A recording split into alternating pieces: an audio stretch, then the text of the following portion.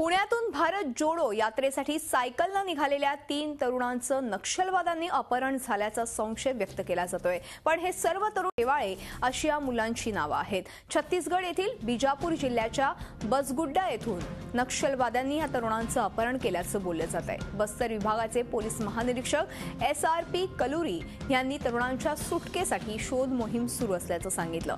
भारत जोडो अभियानांतर्गत शांतीचा संदेश देण्यासाठी पुण्यातून छत्तीसगड मार्गे ओडिसातील मलकानगिरी येथे जाण्यासाठी हे तरुण सायकलने 20 डिसेंबरलाच पुण्यातून निघाले होते। आपण बघतोय की ह्या तिन्ही तरुणांचं अपहरण झाल्याचं नसल्याचा अजूनही दुजोरा पोलिसांनी काही दिलेला नाहीये।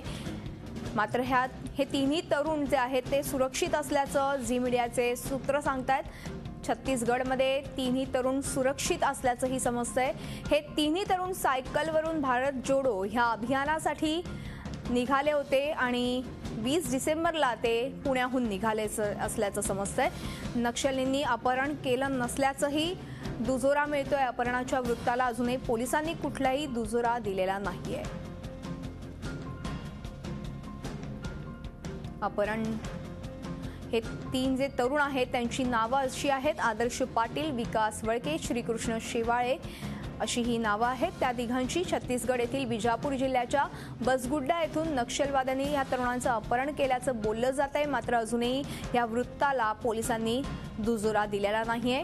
बस्तर विभागाचे पोलीस महानिरीक्षक SRP कलुरी यांनी तरुणांच्या सुटकेसाठी शोध मोहीम सुरू असल्याचं सांगितलंय। आणि आपण ह्या संदर्भात अधिक चर्चा करणार आहोत। हिंदूचे प्रतिनिधी आहेत आपल्यासोबत पवन दाहत, आपण त्यांच्याशी थेट चर्चा करूया। पवनजी, आपण बघतोय की ह्या तिन्ही मुलांचं अपहरण झालं नसल्याचं सध्या तरी आपल्याला समजतंय। नेमकं काय समजू शकते या सगळ्यातनं? भारत जोडो अभियानासाठी हे तिघही जण पुण्याहून निघाले होते। ऍक्च्युली अपहरण झालं हे तर कळलंय, म्हणजे पोलिसांनी पण त्याची पुष्टी केलेली आहे। आणि सध्या त्यांना सुकमा आणि बिजापूर हे जे 2 जिल्हे आहेत छत्तीसगडचे, त्या जिल्ह्याच्या मध्ये एक बासागोडा आणि जगरगोंडा नावाचा एक बेल्ट आहे। खूप मोठा, जवळपास 25 किलोमीटरचा बेल्ट आहे आणि हा पूर्ण नक्षल्यांच्या ताब्यात आहे। तर त्या बेल्टमध्ये त्यांना ठेवण्यात आलेलं आहे अशी आतापर्यंतची माहिती आहे। बरं, पण म्हणजे अपहरण झालंय मात्र पोलिसांनी कुठलाही दुजोरा दिला नाही या वृत्ताला?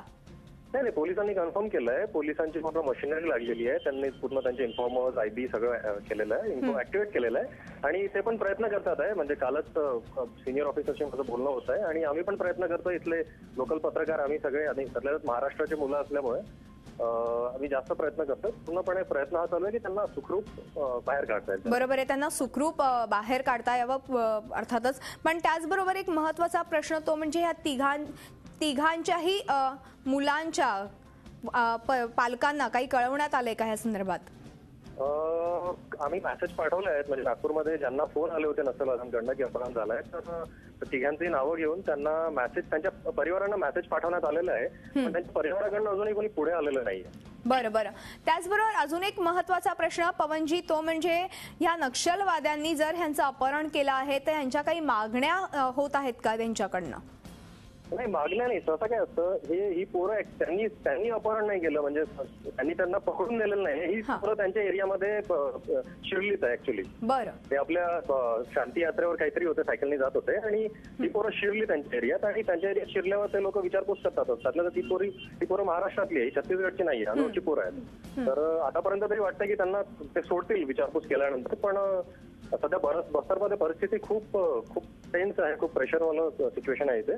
त्यामुळं प्रयत्न सगळ्यांचे हेच आहे की त्यांना सुखरूप तिथनं काढते। म्हणजे आमचा प्रयत्न असा आहे की असा मेसेज पाठवावा आतमध्ये की ह्या पोरांचं कोणाशी काही लेणं देणं नाही, हे स्टुडंट आहेत। बरोबर, आणि ते फक्त फिरायला आले होते एरिया। नक्कीच धन्यवाद पवनजी या संपूर्ण चर्चेबद्दल आणि माहितीबद्दल। आपण बघतोय की भारत जोडो या अभियानासाठी पुण्याहून 3 मुलं निघाली होती आणि ते नक्षलींच्या त्या पट्ट्यामध्ये गेल्यामुळे त्यांना नक्षलवाद्यांनी ताब्यात घेतल्याचं समजतंय आतापर्यंतच्या ह्या एकूणच चर्चेवरनं।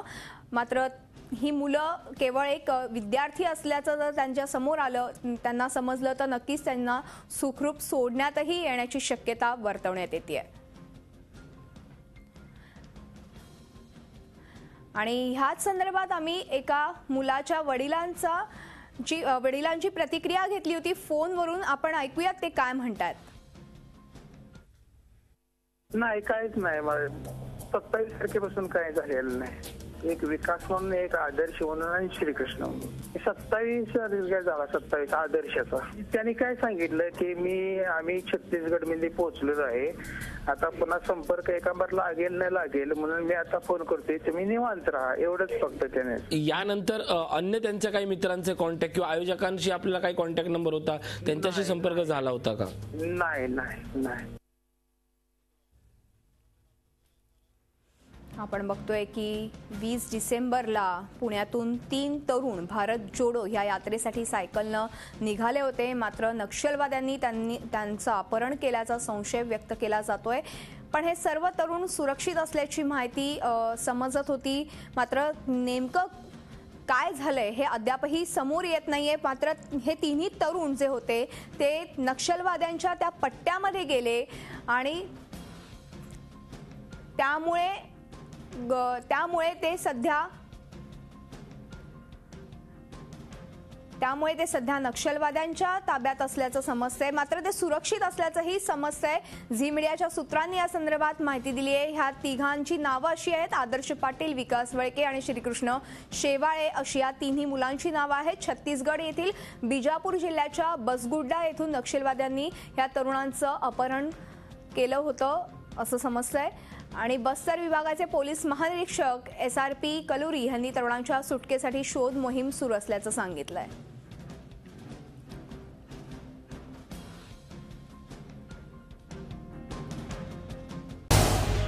झी 24 तास रहा एक पाऊल पुढे.